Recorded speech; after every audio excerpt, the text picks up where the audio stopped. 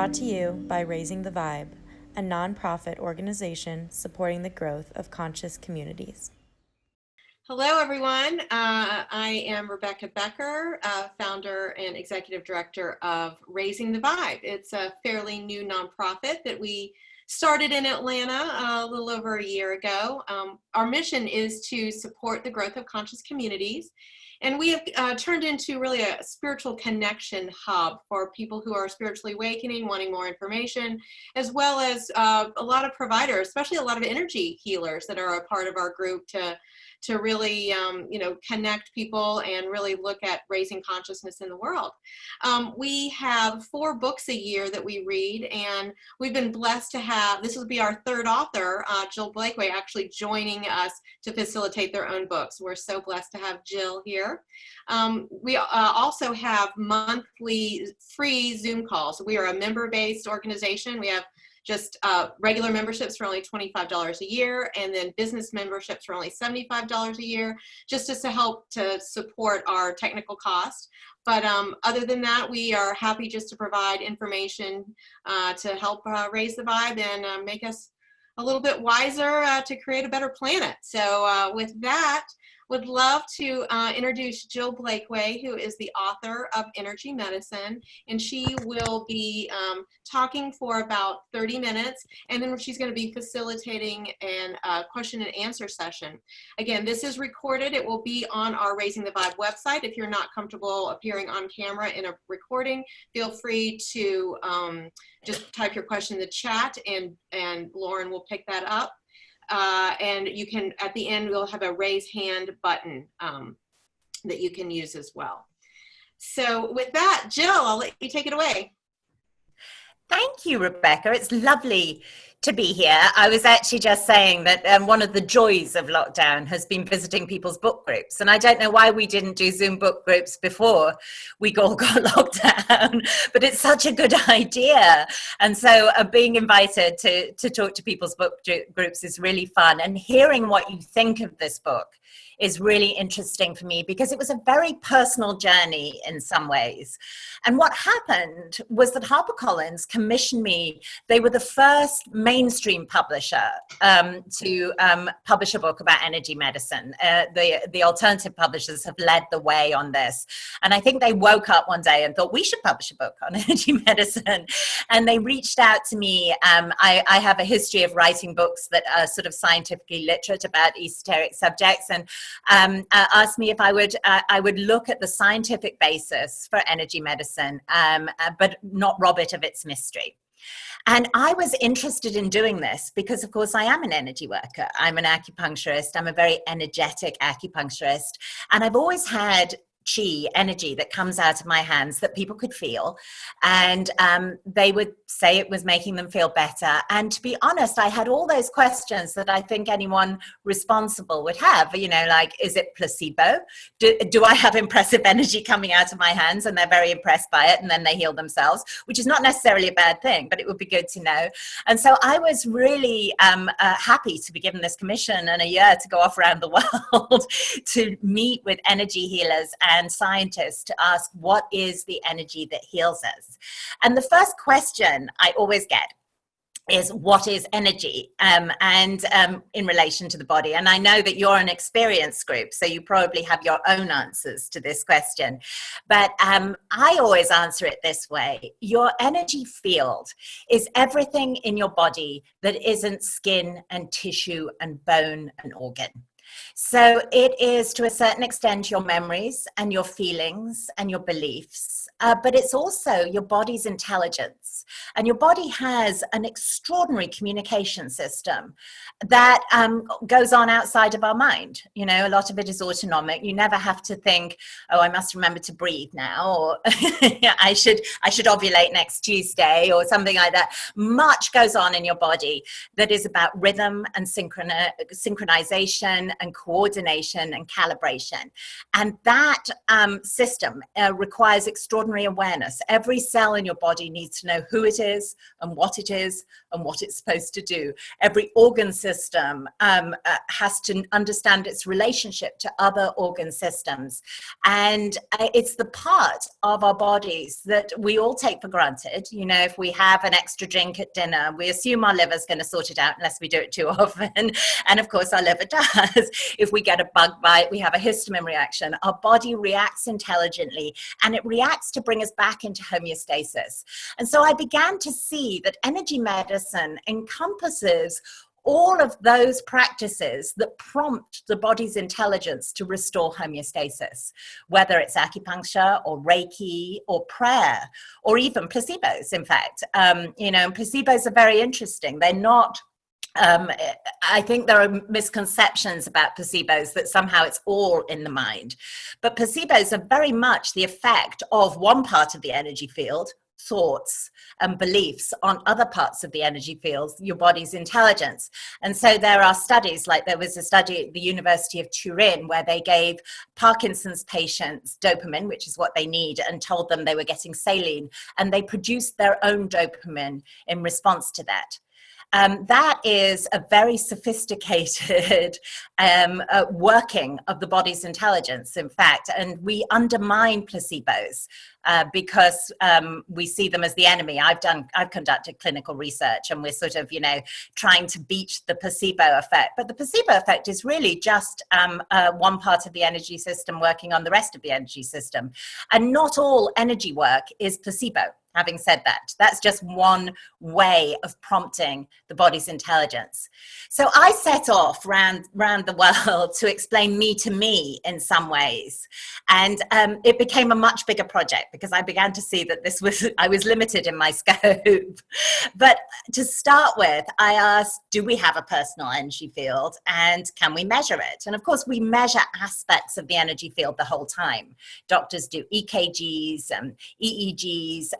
We measure electrical fields around organs, and we're learning more and more organs have electrical fields. I put it to you that they all do, but we haven't been measuring them.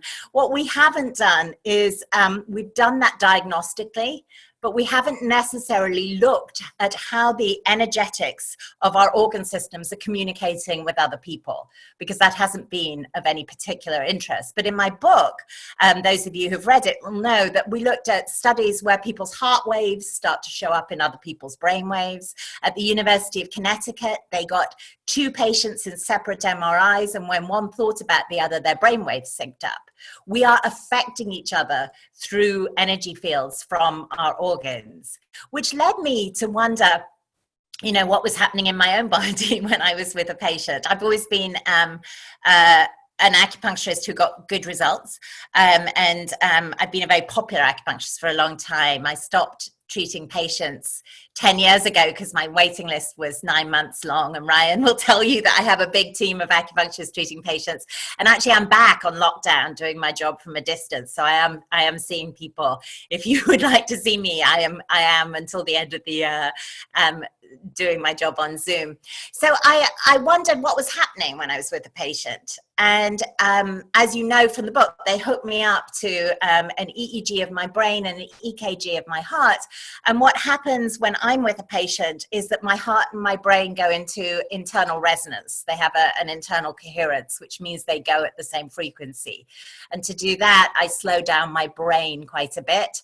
And I always joke with the patients that the smart part of the treatment is the diagnostics when we're sitting and talking. And then I go into the zone a little bit, and there's no point in asking me smart questions there, because I can't do my job and think at the same time, because I have to slow my brain down. I didn't know that's what I was doing, but that turns out to be what I was doing. And I don't, incidentally, think I'm remotely special. And that was one of the messages of this book. I think this is our birthright, our ability to heal each other, to prompt each other's energy systems to heal.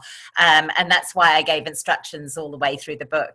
And we'll get to charlatans in a minute, but I thought the most dangerous people were the people who thought of themselves as very special. Actually, I kept, because the tendency then was to take people's power away from them. Whereas I think good practitioners should be empowering their patients to heal themselves as much as possible. So I realized what was going on in my own body was measurable. And if I can do that, anyone can.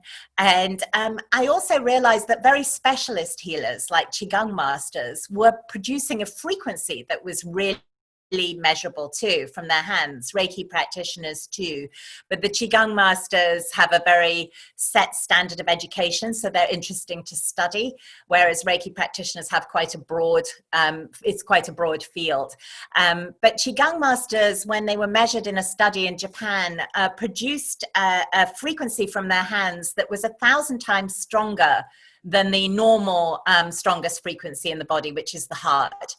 And it was a very low frequency, which I thought was really interesting. And that's true of all of us. We produce this very low frequency. It's strong, but it's low. And interestingly, I came upon some research when I was writing this book at Columbia University in New York, where I practice. They had studied running electrical current through bone and soft tissue to heal it. And it heals bone much quicker. And it is exactly the same frequency that Qigong masters and Reiki masters are producing through their hands, which I think is interesting. So I began to think about just how we're prompting people physically as I was writing the book. Obviously, we can use one aspect of the energy field, thought, belief, memory, feeling, to affect the other aspects, internal awareness and consciousness. But I wondered about, people who'd, the placebo, like what would happen if we took the placebo out of this? What if we took people's thoughts and beliefs out of it? And one of the most interesting people I met, and I'd known him for quite a while, since I'd started to study energy healing in a hospital, and I was doing a clinical trial, and I enlisted a man called Dr. Bill Bengston, who is at City University in New York. And those of you who've read the book will know that Bill had an extraordinary story. He learned a psychic healing technique from a slightly erratic psychic healer who, at the last minute, Bill decided to test it in the lab. He's just a pure scientist. He just likes to see how things work. He often laughs at me for being a clinician. He always says, the problem with you is you care about people too much. I'm always like, well, it is the only point in studying this, in my opinion. But he decided to take this into the lab and study this technique on mice. And they get mice that are specially bred to have cancer, poor mice. I just want you to know that these mice, if you haven't read the book, do have a happy ending, because it's sad. And they are... they always die on day 27. They're genetically reared to be very susceptible to cancer, and it's how pharmaceutical companies test drugs. And they're very reliable in that they, left to their own devices, they would die on day 27, and nobody manages to get them to live beyond day 30. And Bill was going to test the healer, but the healer backed out at the last minute. So Bill decided to do it, which does prove that anyone can do this, I think. And he had mice. They injected them with breast cancer. They started to look really sick. Bill was really freaked out. He thought he was causing the mice to suffer, which he was. I mean, they'd have had a happy life if he hadn't injected them with breast cancer. But they did recover. And actually, interestingly, when they were re-injected with cancer, they couldn't get it. Their immune systems had been permanently changed by this. And I think that is absolutely fascinating. So I dedicated an entire chapter to Bill, who is my friend and is like a mad scientist. And I'll leave you, those of you who haven't read it, to read what happens next, and because his story is quite something. But I will say that by the time I wrote the book, they were testing this in the lab in Brown on human breast cancer tissue in vitro, and they were getting, when I wrote the book, 9 genetic changes with the technique. And by the time I had my book launch, which Bill came to, they'd observed 36 genetic changes just doing the technique over, not even touching human breast tissue. So if you ask Bill what that is, he'll tell you that it's information being sent by a frequency, that there is information. And he also always says that healing is an autonomic response to need. Again, echoing this idea, we can all do it. It is our automatic response to need.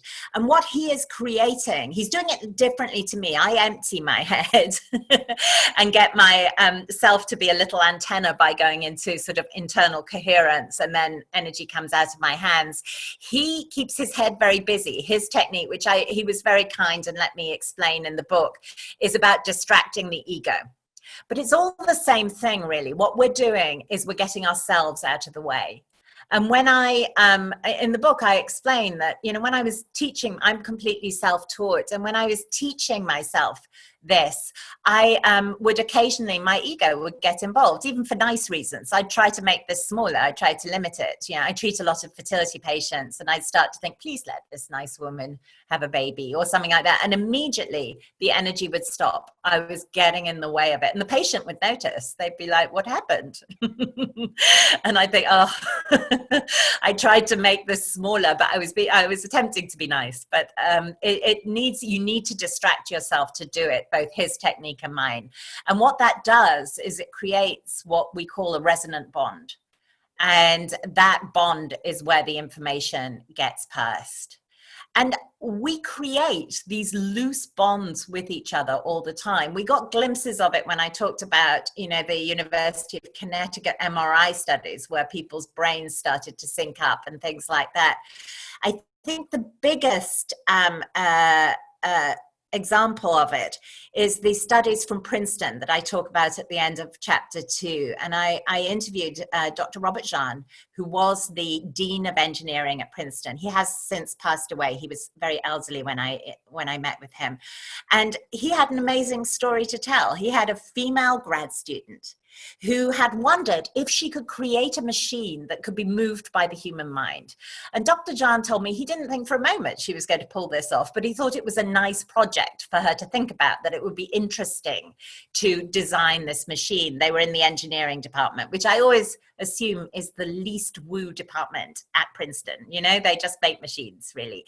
But she did. She pulled it off. She created what's called a random event generator, and she was, to cut a long story very short, she created something that, thanks to decaying atomic material, spits out random numbers. And what she found was that when people focus on it with feeling, the numbers become less random. And when lots of people focus on it with the same feeling, the numbers become remarkably less random in a way that is statistically impossible. And they have created little portable REGs. They've taken them to everything from the Trump inaugural to yoga retreats.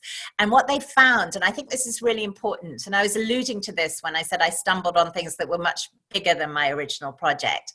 What they found is that when we connect with love and compassion, that has the biggest effect on the machine. There's no doubt.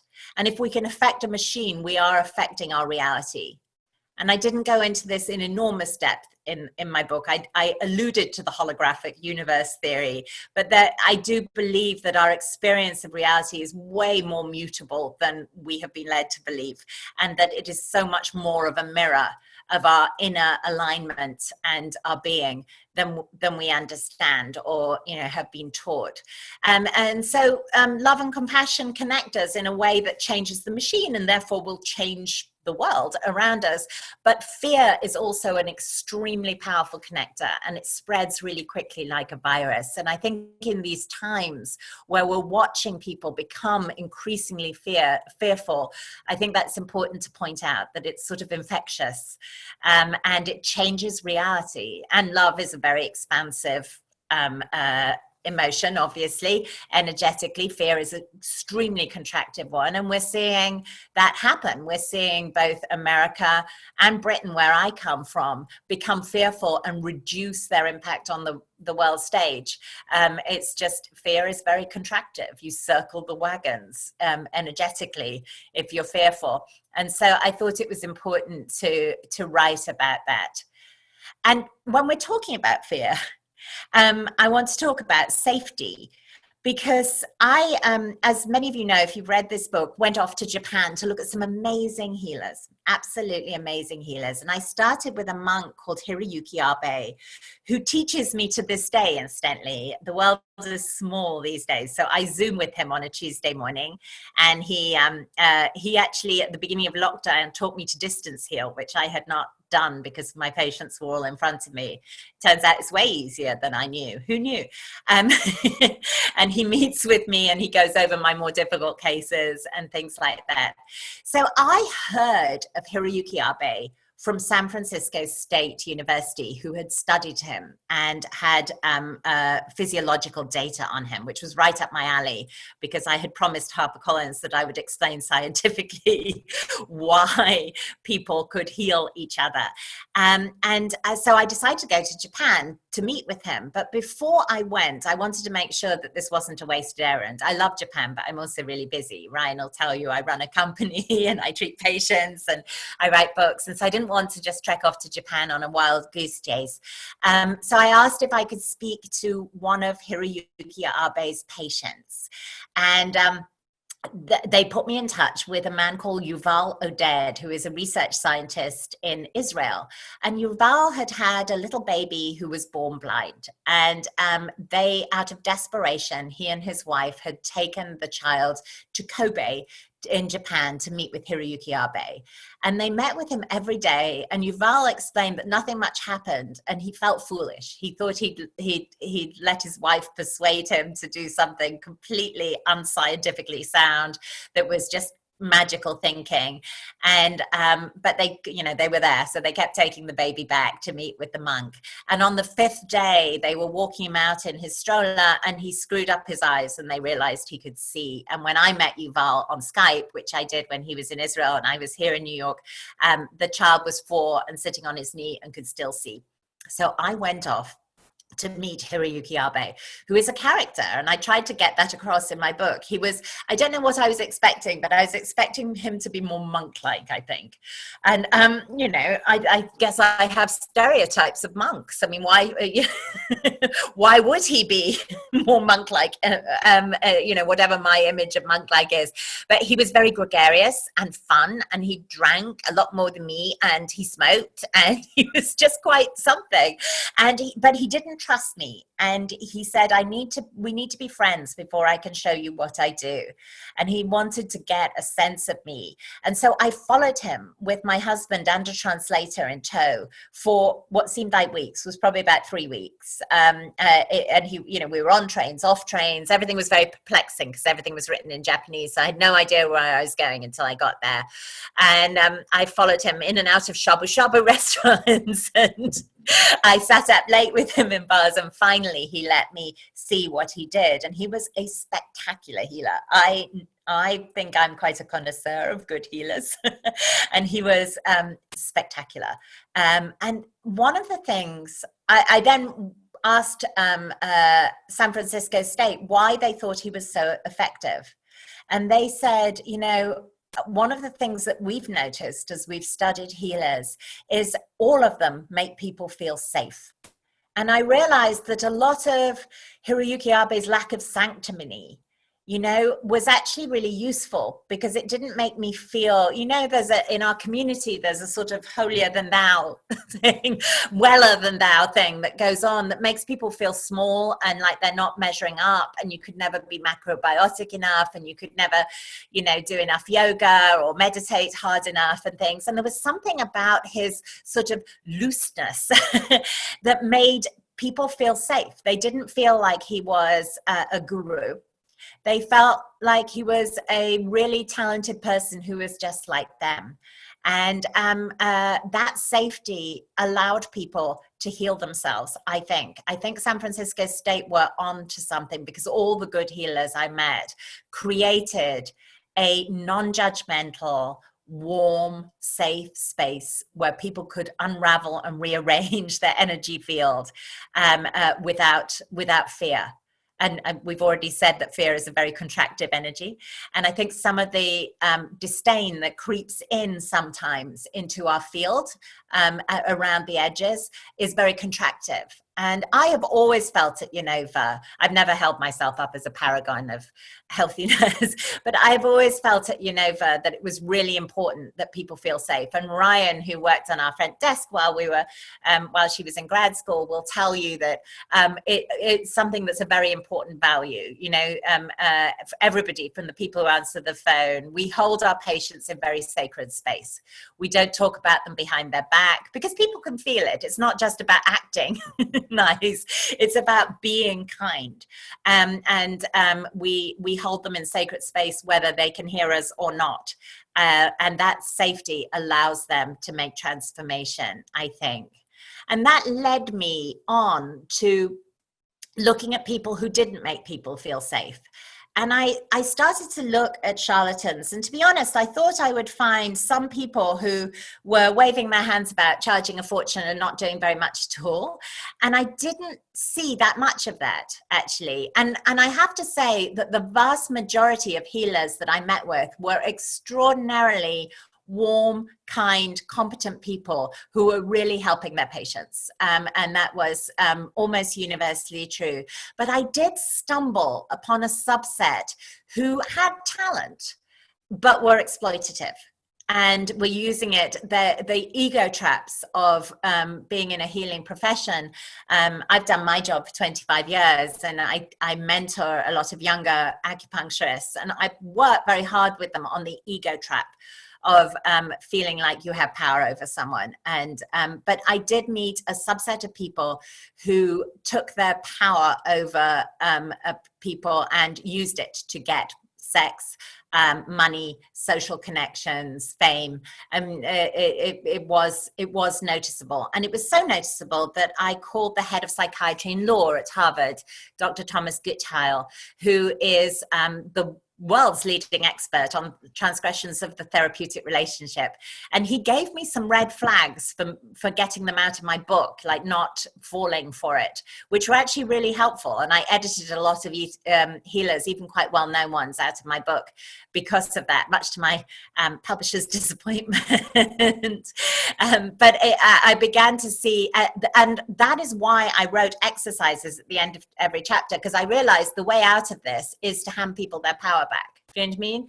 That to tell them there aren't, there are people with experience, there are people who know a lot, but there aren't a special set of people who are better than everybody else who can heal people, and that you have to find. You can do it yourself, and you could work at it. You could learn Bill Bengston's technique. You could follow, you could do Barbara Brennan. You could take a Reiki course. You could go to acupuncture school. There's many routes in to energy medicine, and you too can do it. It's not a mystery. At all. It is, as Bill said, an autonomic response to need. So at the end of my book, as you saw, I started to very much promote you, the healer, and I tell a story about a young man called Madhu Anziani who healed his own broken spinal cord with vibration and sound, which is an extraordinary story and completely true. And you can look Madhu up. He's now a sound healer, which you would be if you'd healed if you'd gone from being a tetraplegic to walking because you'd learned how to generate vibration down your severed spinal cord. And I started to wrap up the book. And when you wrap up a book, you sort of tend to revisit and pull the strands together. And so I went back to all the people I talked to, all the scientists, all the healers, and asked them again at the end, what is the energy that heals us? And I reached out to Bill Bengston, who had been the most granular scientist in my book because he was literally doing lab work on mice. He wasn't very interested in human beings at all.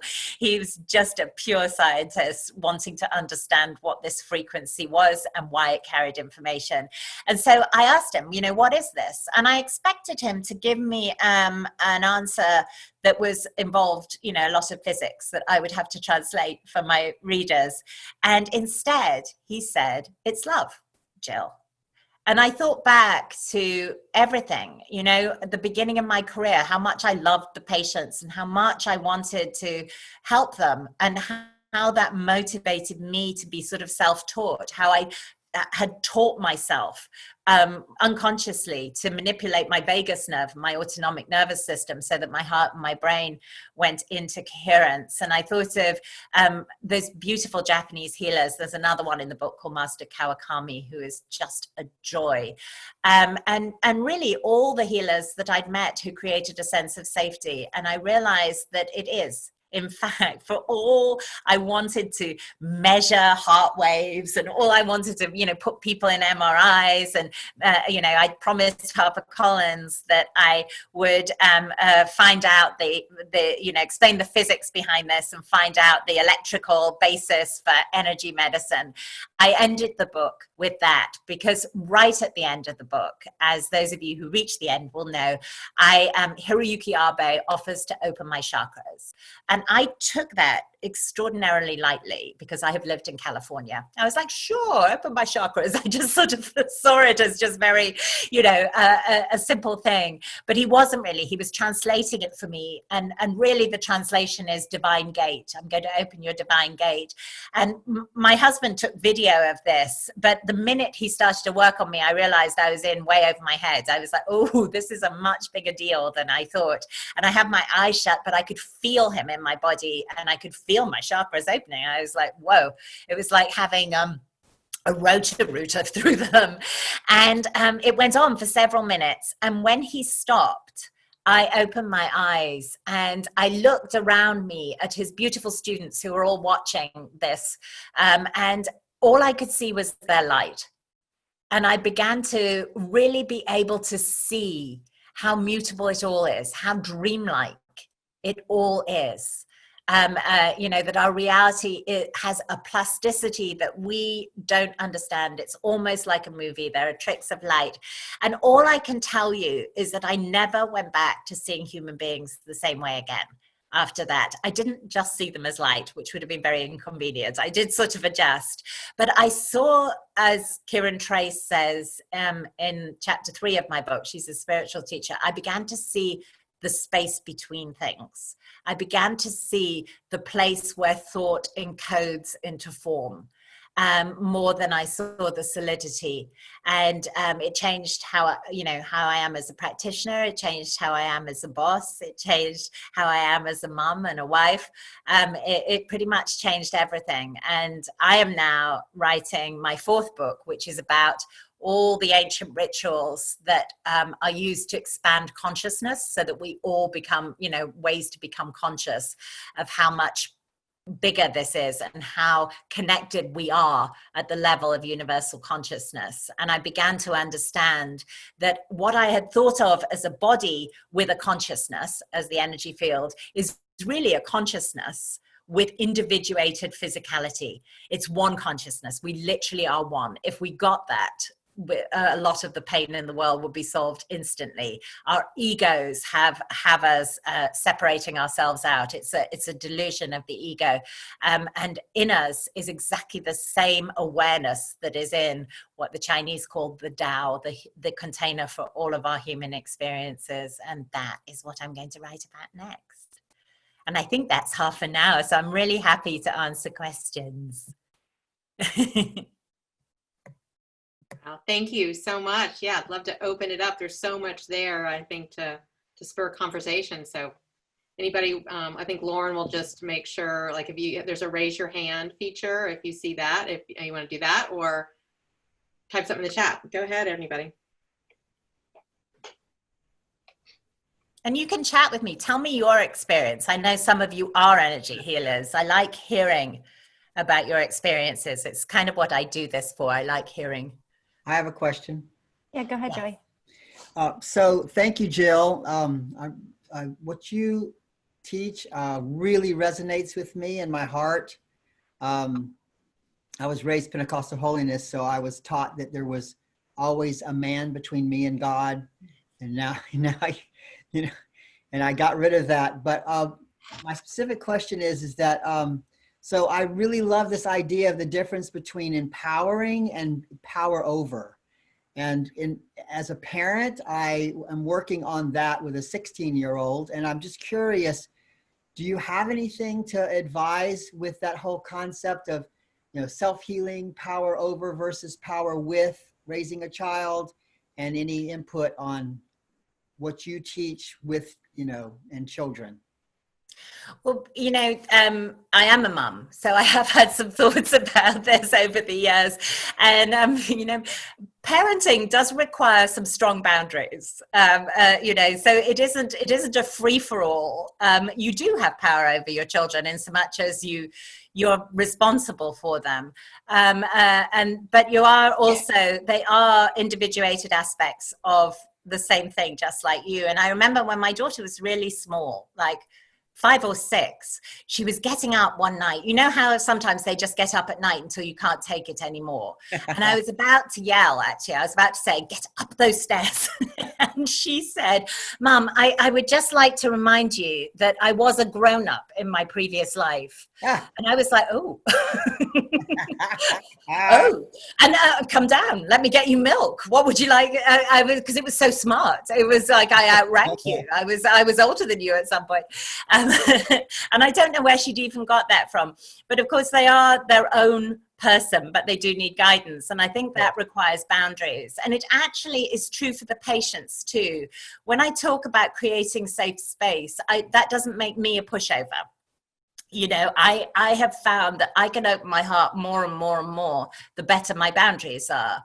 The more that I understand that although we are all consciousness individuated, we are individuated. And the more I understand where I stop and other people start, the more helpful I am to them, in fact, and the more healthy I am. And I can see, I'm one of those practitioners who can see a ton of patients. I used to see 150 patients a week when I was in full-time acupuncture practice, and I never got drained by it. And it was because I wasn't giving my own energy away. So I think that's that line, Joey, with kids, is that good boundaries and consistency mean that you can be as open-hearted and free with them as you would like to be. Okay, thank you. Hey, Jill, can you just expand a little bit on like what you do to maintain your boundaries when you're working with clients? Yes, I didn't always. And I tell in the book that when I first started practice, I was just like, I was so depleted. I put on an enormous amount of weight. Because I think I was trying to create a physical boundary because I was and I thought I had to show up. I just had to sacrifice myself at all times. So if a patient needed me, I had to drop everything. And I think that's part of being empathic and kind, but also you do need to understand that their suffering isn't your suffering in order to be able to help. It's like putting the oxygen mask on yourself on the plane before you put it on the child. You're no use to anyone if you're just in adrenal burnout. So I reinforce my boundaries energetically, and I do it consciously the whole time. When I'm in clinic, I ground myself. I close my eyes and I put down tree roots into the earth. And I just watch them going deeper and deeper until my physical body is really heavy. And then I take light and bring it into my body. And that really just represents that connection. It's just my connection to source. I'm just reinforcing it. And then I push it out about an inch and a half, something like that. And I just push off. I see it like little fleas because you have autonomy over your field. And if you believe you have autonomy over your field, but if you don't, those hooks can get really hooky. Yeah, so it's important to just see that this is like little fleas, people's hooks, people's projections, people's need. And it doesn't mean that I don't want to respond to people's need, but I do, the pull of people's need is really exhausting. So I just pop it off. And I do a version of that all day. Like I just ground, connect, fill myself with my own light actually and push it out a little bit. And then at the end of the day, I swirl it like a little tornado. And I just see myself spinning it all off. When I explain that, to my team, it can sound a little trite but it works, because where your mind goes, your chi follows. And so, you know, if you see your mind as an aspect of your energy field, it's one of the few ways we can control it. And that awareness in every cell. So that's what I do. I sort of, I spin at the end of the day, my field, and watch everything just fall off into the ground. And my belief is that that is effortless. And so it is.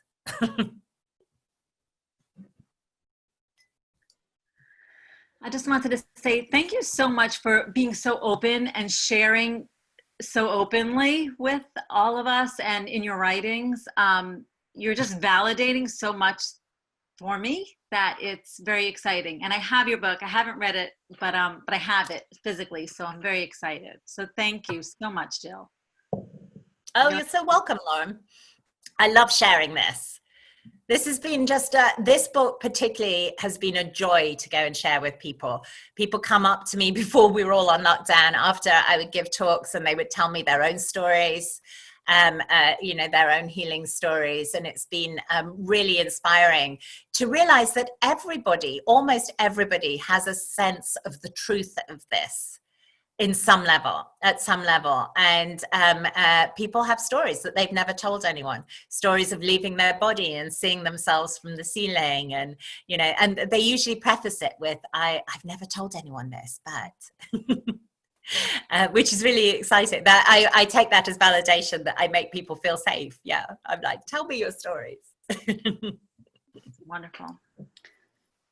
Jill, so it sounds like what you're sort of doing a combination of Reiki and acupuncture, really, when you're practicing.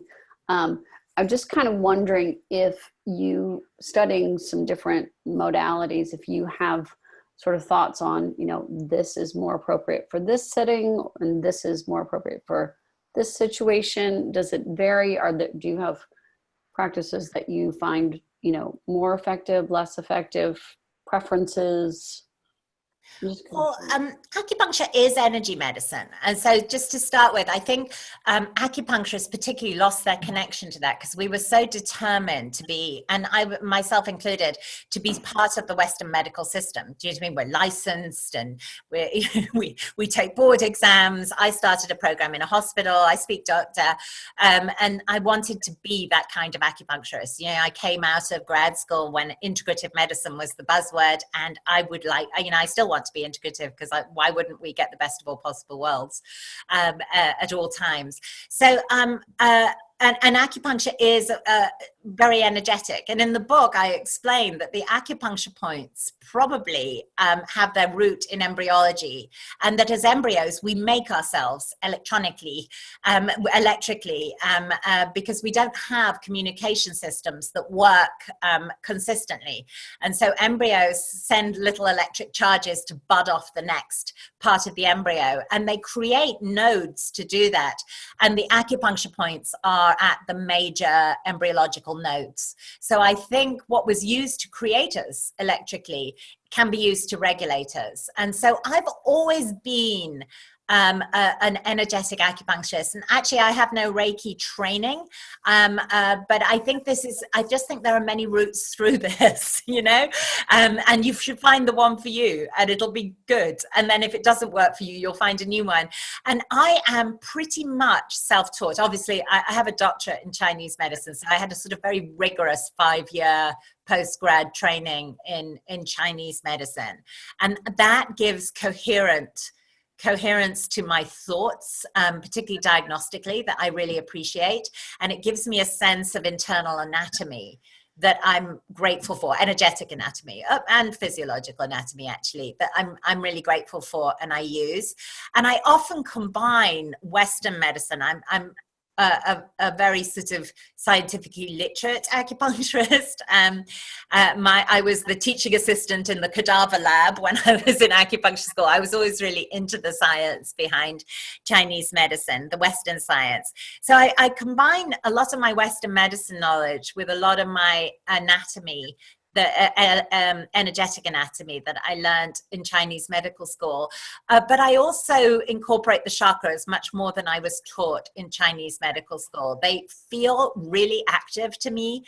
And if I had to give you a hypothesis, and this is just a guess. I think the information that we send out to each other, you know, like the heart waves that appear in other people's brain waves, comes in and out through the chakras. It comes in and out through the major organs, and the chakras over major organs. And then information through the body is passed through the meridians. And in the book, I explain that the meridians follow the pathway of the major fascial planes, which are highly electroconductive. They have high collagen content, so they conduct information electromagnetically.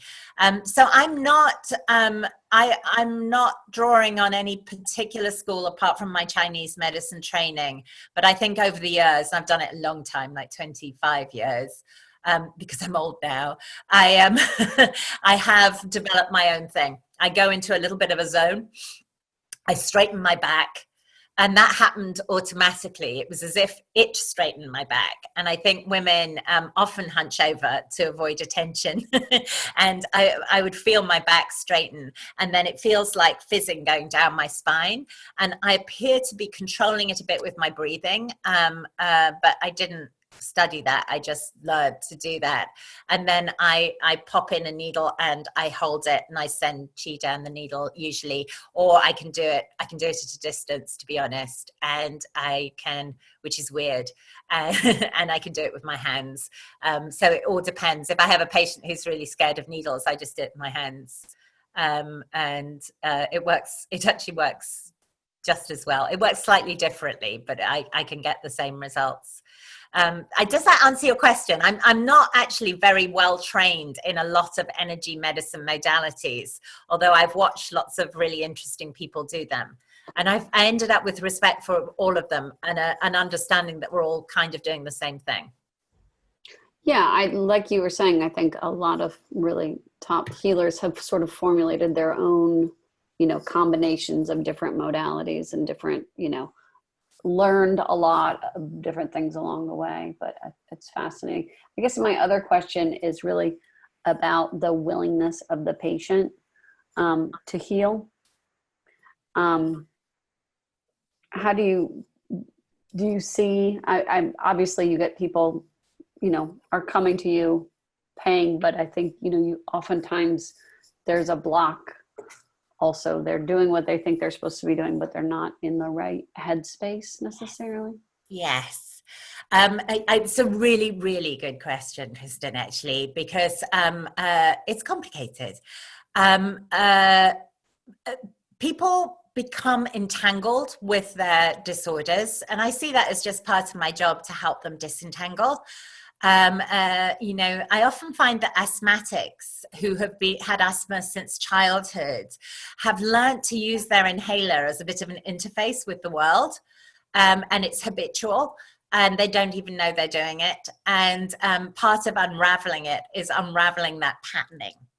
And I think I once gave an interview. I didn't write about this in the book, but I gave an interview to Psychology Today about this. And I remember saying to them, when my own mother was dying of cancer, one of the things that I observed that I realized was entirely her choice and her journey was that in some ways her cancer was useful to her.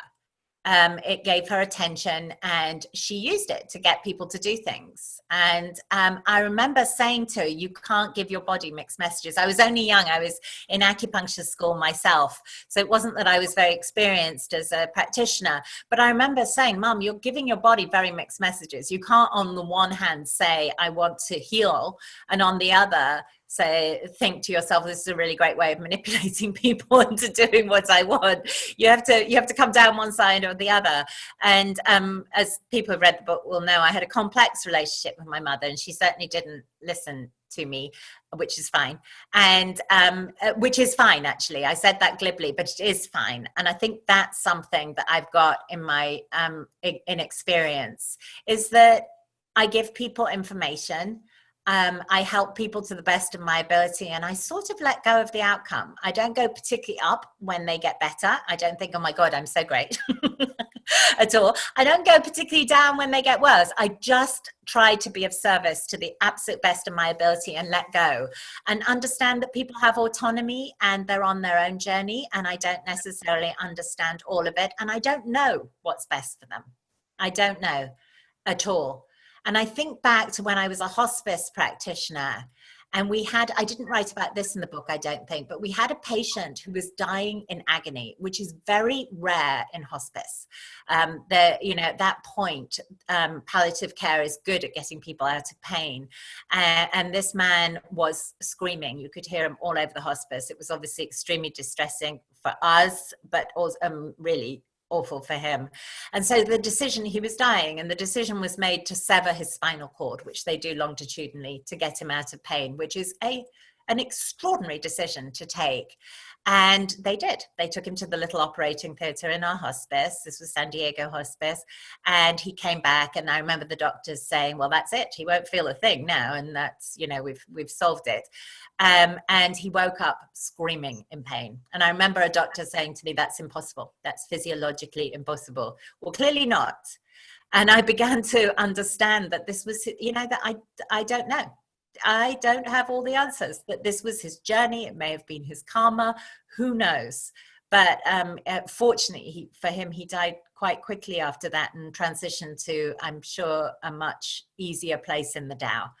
And I genuinely believe, the longer I practice, the more I believe that Chinese philosophy that we have rippled up out of the Tao into the physical, and we will ripple back down, and our consciousness will rejoin the Tao, and we don't end. It's not scary. It's okay. We're completely safe. It's a little bit of a movie. It's a little bit of an illusion. It's all right in the end. And that has stopped me being dogmatic with the patients. Do you know what I mean? I don't know how it's supposed to be for them. But yes, I do think that sometimes people are very entangled with their disease. And the reason I went on that preamble is I think it's important not to judge them for it, though, because blaming the patient when they don't get better is a thing. I teach at the doctoral level, and I have a team, and I train them not to do that. Your ego starts to, it's an ego separation thing. Do you know what I mean? Your ego starts to be like, well, hey, I'm doing my bit. But if they're literally going to do this, then, so it's a big letting go. But yeah, sometimes people are standing in the way of their own healing. And sometimes you can explain that in a way that helps them drop that, and sometimes you can't. Great. Well, thank you so much for being here. Very cool. Thank you. Ryan, I know you've been waiting with your hand up if you want to hop in. Yes. Hi, Jill. So my question is actually pretty related to the last question. As you mentioned, I've been in school studying mental health, more on the holistic side of things. And you said that fear is contracting and love is the answer.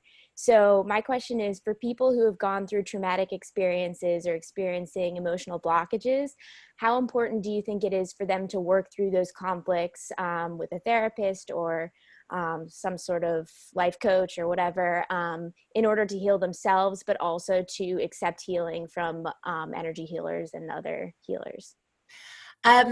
That is a good question, Ryan, and we miss you, just so you know. At Unova, we are back in the office, and we miss you. Here's what happens when you suffer a trauma. You have a tendency to put it somewhere in your body, in your energy field, and then not revisit it. I call those pain bodies. And in the book, if you remember, I talk about giving acupuncture, and I just put in a needle and people start to cry, and they're like, I don't know why I'm crying. And it's because I've just hit something that they were just not, they were just taking their own awareness away from that place. That pain body has a story to it. It has a reason. And it also has a lot of story added to it. And you can unravel it either way in some ways. And it depends on what's going to work the best. On the one hand, what you're training to do is hugely valuable because people don't know their internal stories. And our brains are extraordinarily narrative. Our minds are very narrative, and that's for a reason. That's evolutionary.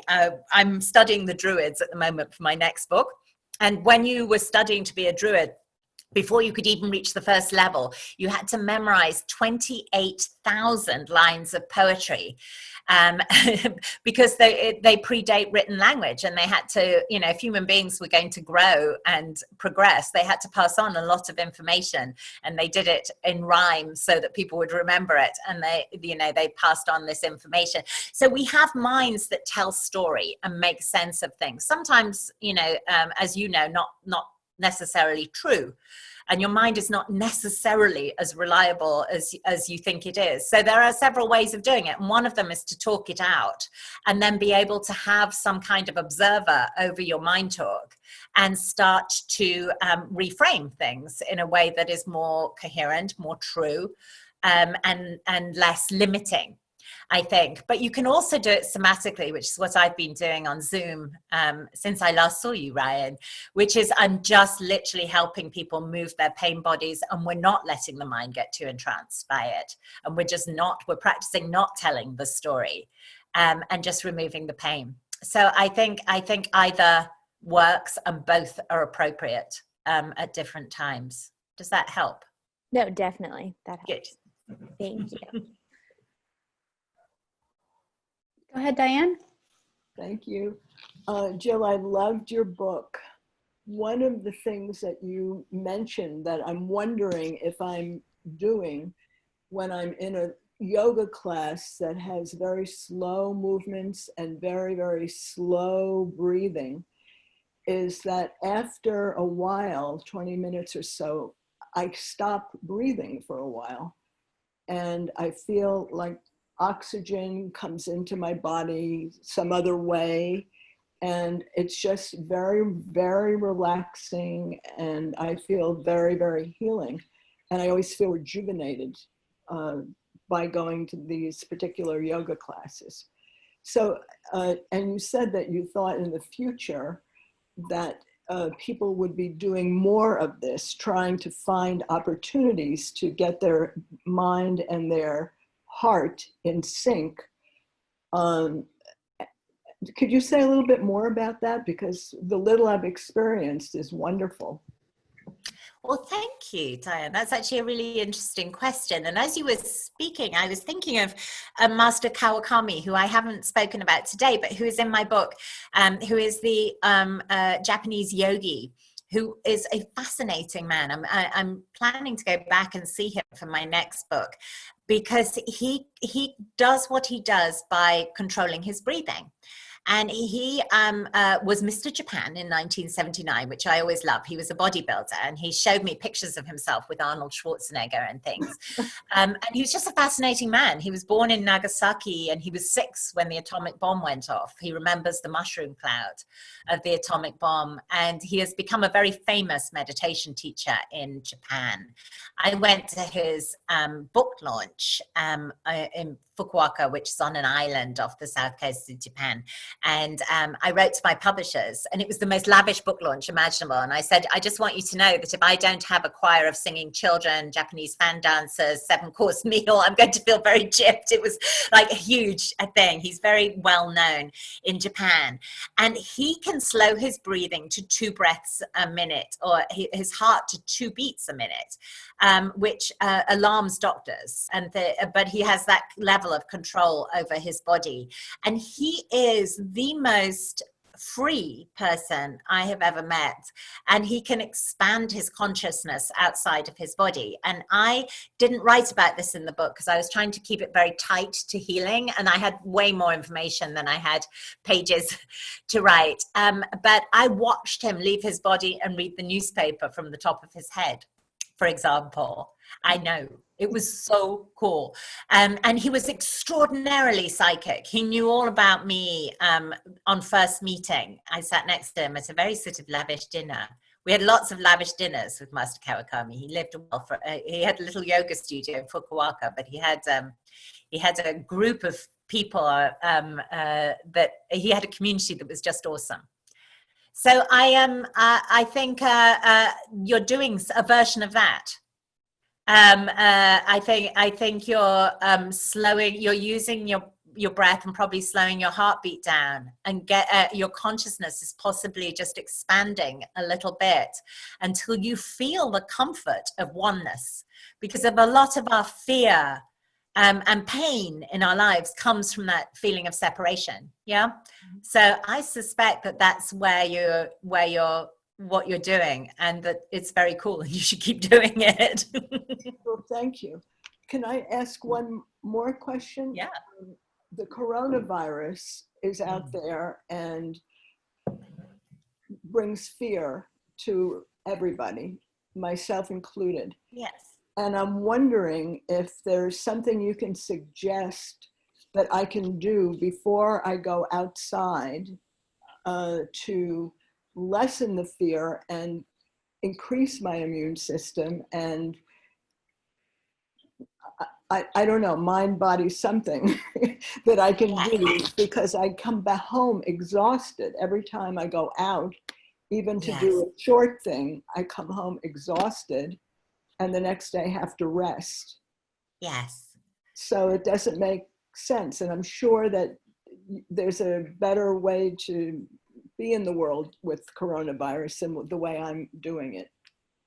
Well, I mean, we need to be cautious about coronavirus. I practice in New York, and it hit us early and it hit us hard. And I was, for the first few months of lockdown, we were just treating patients with coronavirus. I've never seen so many sick people. Our patients were sick. And one of the things that alarmed me, that doesn't get talked about as much. Obviously, people were dying, but people who were getting it, even young, healthy people, were sick for a long time, like a long time, with the forms of disease that we have not necessarily seen. Now, interestingly, our Chinese colleagues, because we're practitioners of Chinese medicine, were ahead of us on this, and this is the benefit of social media, and very free with information. And they were saying, look, it has 5 stages, and you need to have the herbs ready, and et cetera, et cetera. And we found that Chinese herbs were actually extremely good at helping people navigate, not as an alternative to Western medicine at all. But we ordered enormous boxes of quite obscure Chinese herbs before it hit New York, on the advice of our Chinese colleagues, particularly in Wuhan, and we were very grateful we did, and we still have some actually. It is manageable, but people got very sick, so we do need to be cautious. And I am one of these people who wears a mask to go to the supermarket, but we can't live in fear, because fear is very depleting. It's exhausting, as you know, and the more tired you get, the more susceptible you are. And so one of the things that I've been giving a lot of thought to is, in Chinese medicine, your defensive qi, it's called wei qi, your immune system, is also the same thing as your energetic boundaries. It's all the same thing. So you can take a formula to augment wei qi, your defensive qi, and it's a very good immune modulator. And I use modulate consciously. I think there's a lot of talk about immune boosting, but actually part of your body's intelligence is modulation. And one of the things we saw in our patients, was our young, healthy patients, was that their immune systems overacted, and they were actually getting sick from cytokine storms. They were getting sick from overactive immune systems. So a healthy immune system is smart and aware and modulates. We have herbs for that. And I'm going to tell you the name of the formula so that you can get it. But it's exactly the same as I would use for someone with weak energetic boundaries or psychological boundaries, because Chinese medicine makes no separation. So I think a lot of the energetic protection exercises that I talk about in my book are actually important as we go out in the world, that we create that boundary between ourselves. This is an important time to pull light through yourself and then push it out, and just see yourself as protecting yourself. What you're doing is you're giving your body that message and creating defensive chi. And we have a very, very good formula for this. And we always used it at Unova in flu season anyway. And we've literally gone through vats of it during COVID. And it's called Jade Windscreen, Yu Ping Feng San in Chinese, but Jade Windscreen. At Unova, we stock a very good version of it that's made for us in California and is very strong. And so Jade, Joey, Wind Screen in English, and Yu Ping Feng San, YUPING FENG San. We have a version at Unova that I've found to be extremely effective. Our practitioners are all back in the office. They're wearing PPE, but they are all taking Jade Windscreen as well, and they are all augmenting their energetic boundaries at the same time. Thank you. And you can come to Unova. I mean, you could contact Unova, and they would tell them I said you could have some, because we normally just prescribe for our patients. Does somebody who's organizing this know how to get to Unova? You can find us, YINOVACENTER, UnovaCenter.com. You can book an appointment with me online there, or any of the team, or you could just write to them and tell them Jill said you could have a bottle of, this goes for all of you, you can have a bottle of Jade Windscreen. It's cheap and it's good. It's like one of the best immune modulators I know. Thank you. Thank you. That's so kind. Rebecca, you had your hand up. Yes. Thank you. It kind of really brings, this last question brings the point about the resonant fields and how important it is for us to be very conscious of the people we associate with, kind of the, what we eat, the media that we're in, because we're so free flowing with the one consciousness that you don't even realize the water you're swimming in, and just how you really have to consciously, I call it curating my own existence, and especially now with COVID, how important that is to just be in your own consciousness and be very aware who you allow in your field and what you allow in your field. Can you talk to that a bit, Jill? Yes, and it is hard, I think. My patients struggle with this. I struggle with this too. I feel like we can't spiritually bypass. Yeah, we can't just have our head in the sand and not see what's going on. There are terrible things going on, and not everybody has the luxury of burying their head. And so we can't either. While some of us aren't free, then none of us are actually free. So I feel the need to keep myself up to date, but I also feel the need to recalibrate. And I think that's it. It's about balance, and so that does have an effect. I think I've been telling my team, I think recently this has been one long serenity prayer at this point. Do you know what I mean? I'm attempting to affect the things I can. And I am letting go of, obviously I didn't want to lock down Unova for 3 months due to COVID, but it was the right thing to do. And so we did. And, the reason I'm hesitating, Rebecca, is there's part of me that this can go both ways. Do you know what I mean? Part of me is worried that we'll start seeing people as other even more. You know what I mean? And so we do actually have to see that they're us, which is hard when they're not behaving. Do you know what I mean? And yet limit the damage. And so it's much more sophisticated and tricky when you start to think about it. Do you know what I mean? It would be very easy for me, I think, to just dismiss a whole chunk of America now. Partly I'm not American, so it'd be really easy. But do you know what I mean? I'm like, oh my goodness, we just have to give up on the racists and the, but they're us. They're us. And so everything that's wrong at the moment is about this illusion of separation and the superiority it produces, and the way we use confirmation bias to only listen to the news we want to listen to and edit out the other. So I have no good answers to this except good boundaries, good energetic boundaries save your life. I have been fairly happy during all of this, and I always think that writing this book was such a spiritual transformation for me that I have been content no matter what. And that I never was. I was always a worrier. I was always an overworker.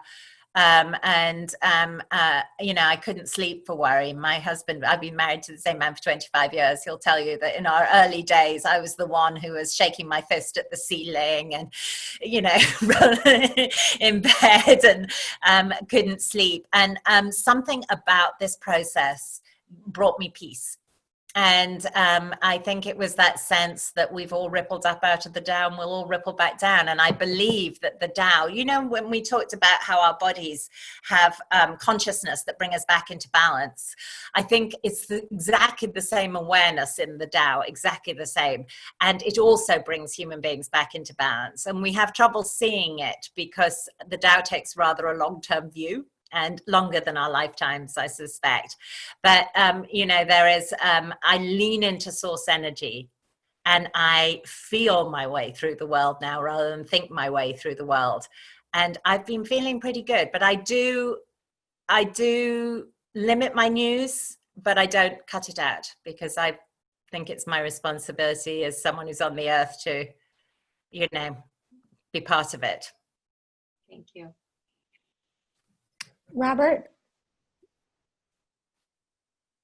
Jill, you're a breath of fresh air. I really appreciate you sharing your time with us, and I know you share it with many people, and that's really wonderful because you're genuine and authentic, and you're helping people to realize the greatness in themselves. And I truly appreciate that because, you know, a lot of people don't. They want to get too egoic with it. So I definitely appreciate everything you have to say. And I'm grateful that you're here with us. A couple things just want to share from different perspectives in the aspect, you know, like we don't necessarily, well, we have our own empowerment of, you know, source energy, right? And I think Reiki came in because we forgot that. Yes. So we don't need to do Reiki. That Reiki was brought in to remember the fact that we have this ability, right? So I think it's really great that we recognize that we have such great about us when we can connect with it and get everything out of the way, right? And I love the fact you mentioned that the person is working with the cancer where he talks about information sent by frequency, right? Because there's no question about that, right? Because when we look at our DNA or the multi-dimensional aspects of DNA, what they call the junk DNA, this is what transforms the biological DNA, right? So of course, those frequencies information do, just like other unfortunate negative frequencies can do. And I think that's a piece that sometimes people miss. So like the resonant field and everything else is so important. So what we bring in, how we know this is important, really get mind and information out of the way a lot of times so we can actually connect and feel the source energy and the beautiness of it. And I just, you know, again, I'm so happy that you're doing what you're doing and they're sharing you with us because it's amazing. It's beautiful. And God bless you and keep doing everything you're doing. You got my support at all times. Thank you, Robert. Yeah, as you were speaking, I was thinking that one of the things I didn't say that is really important is Bill can teach his technique to anyone. And he gathered together skeptical students and faculty at City University, and he told them they were taking part in research into gullibility, which I'm sure they believed. And then he taught them the technique. And it takes about 6 weeks to teach them to do it properly. It's simple to learn, but you have to practice it to do it. And they could all cure the cancer in the mice, which is so interesting and I think exciting. We're all able to do this. And I think you're right. Reiki is, I think many of the systems give us structure that's helpful. Otherwise, it's a little free form. I'm grateful for my Chinese medicine education because it structures the way I diagnose and treat. And it gives me, you know, and also I stand on the shoulders of giants. I have all these people who wrote before me for thousands of years that I can read their thoughts and things like that. So that's good. But it's at its purest, it is just our connection to source. Yep. And funnily enough, I'm studying with Hiroyuki Abe at the moment, and we are bringing patients in and healing them on Zoom together. And he asked if my daughter could come, and she's not an acupuncturist. She's the Innova Center marketing director, but she's very psychic. And he said, I think she has talent. Will you bring her? And we had a cancer patient in terrible pain. And Hiroyuki Abe's process is very detailed. It's very Japanese. It's like doing calligraphy. It's just very, very detailed in the way he does it. I do it much more free form. And but Emma, my daughter, got her out of pain more than any of us, which is really interesting. And when I asked Emma what she did, she said, well, I panicked because I don't know very much. So I just sent her lots of love. I connected to source. I connected her to source. And then I sent her lots of love. And I was like, see, we're all overcomplicating it. But we're overcomplicating with our egos is what we're doing. Yeah. It's easy. No question. And Japanese are, wonderful people. So it's beautiful. They're nice. I had the nicest time in Japan, and everybody was so kind to me and so free with their information. And when lockdown happened, Monk Abe wrote to me and said, would you like me to treat your patients in New York? And he never charged anything on Zoom. And our most seriously sick COVID patients would gather with him once a week, and he did healings, and we watched people take their first deep breath in weeks. It was so fun. Ryan might have been at some of those before she left Unova. She can tell you it was extraordinary. And then we became a study group after that, after we were, our patients were out of danger. And now we just bring one patient a week to just, learn. We pick one Unova patient and we send them, and he's extremely talented, and he's never charged me or anyone anything for this. It's just an act of love from someone across the ocean to us who are going through the same thing. That's beautiful. Yeah. Thank I like you. the pictures behind you insteadly, Robert. Thank you. You won't like the rest of the office, but that's good. Our Zoom rooms. Yep. Lee, you had your hand up? Yes, Jill, I have two questions. One, what is the frequency that the Qigong masters have in their hands? Oh, it's interesting. It's 7. It's the Schumann's resonance. I wasn't going to get into that because that's a whole thing. But Bill, when he his frequency out of his hands, the mouse guy is measured. It's the same measurement as the frequency of the earth. I don't know whether you're familiar with the Schumann's resonance, but it is the resonance of the earth, caused by all the thunderstorms and lightning that is going on at any given time. It's the same frequency. I think it's 7.86, 7.83, something like that. Yeah. Okay. And so on Friday, I had lunch with some friends, and I brought your book. I was sharing it, and a gentleman that was there wanted to share something with me first, which is it's another one of those non-coincidences. He said, I have this device called the Healy Resonance, and it has healed me of pain. Do you know the Healy Resonance? Do you know that? But there are all sorts of cool machines. Well, I've since looked into it, and it's microcurrents that go through your body, but it's based on the research of Robert O. Becker. And I said, well, I just read about him in this book. So I'm intrigued by this device. It's useful for pain relief, but also I was reading about this morning, it balances emotional imbalances, and it analyzes the energy distributions in your chakras. And I found it interesting that a device can actually do this. It measures you and then goes to the cloud, and then it provides frequencies to balance your body. So I was just curious if you'd heard about it. When I speak at conferences, I always have a good old look around afterwards, and there's lots of really exciting machines. And I don't use machines because I use my hands. I'm old-fashioned, but I'm always really excited by, what's on the market and what people are developing in this area. So I'd be interested to hear your experiences with it, actually. I'm going to look into it. He healed himself of a neuropathy that he had dealt with for 10 years. And I think he only used the device for a matter of weeks. So it was very, very exciting, but I'm going to look into it.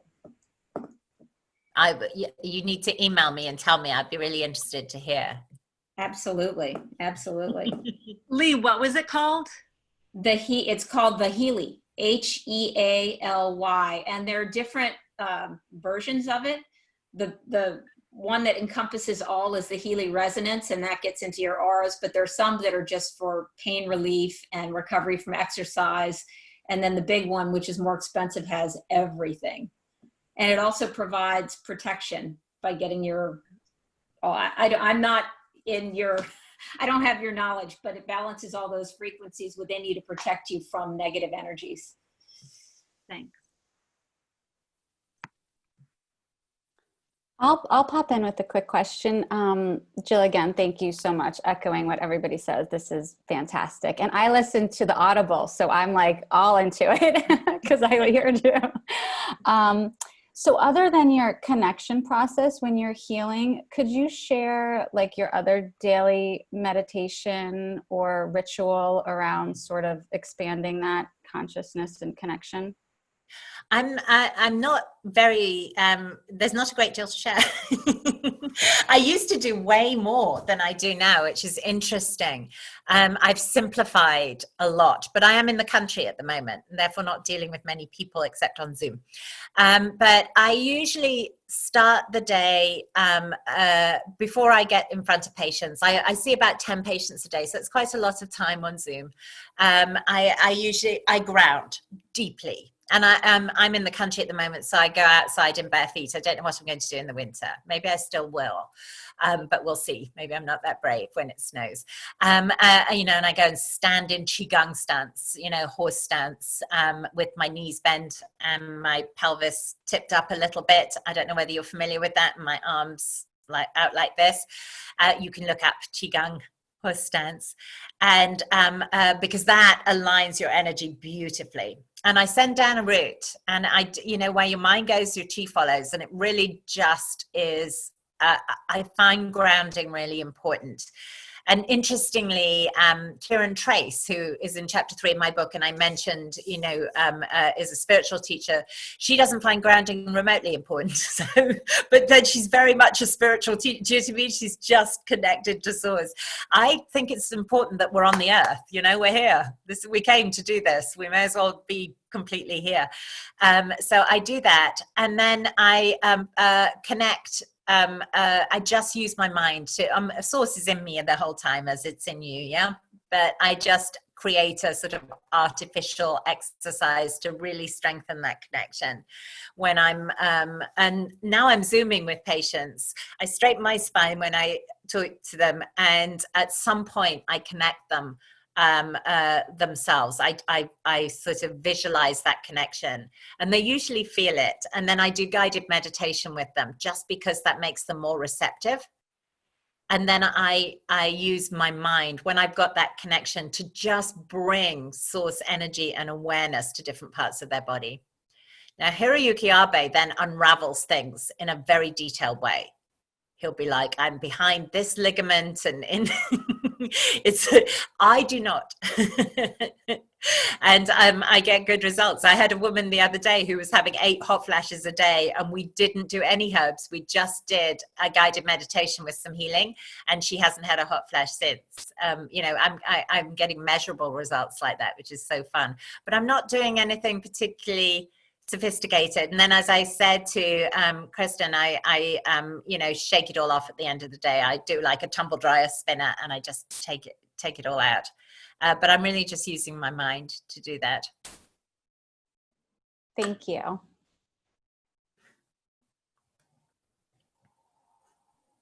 Well, we are getting close to the end of this session. We got about 5 minutes. Any last questions?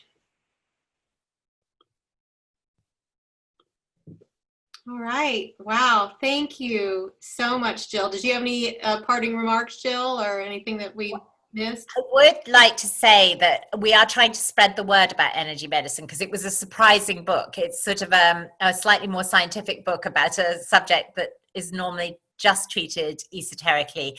It's selling well. HarperCollins kept it in hardback for a second year.